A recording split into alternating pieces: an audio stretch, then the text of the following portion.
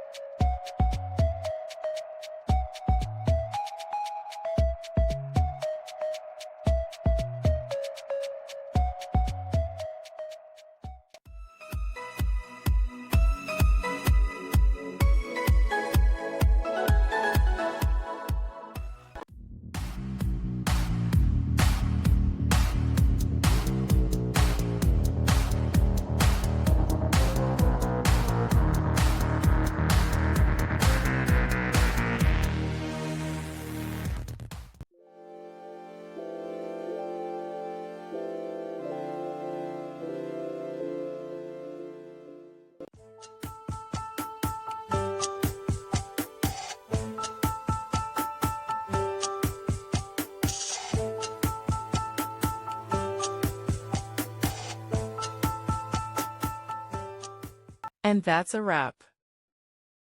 I hope you found the answer you were looking for. If you did, take a second to hit that subscribe button. It really helps out. And let me know in the comments which solution worked best for you. See you next time in the debug zone.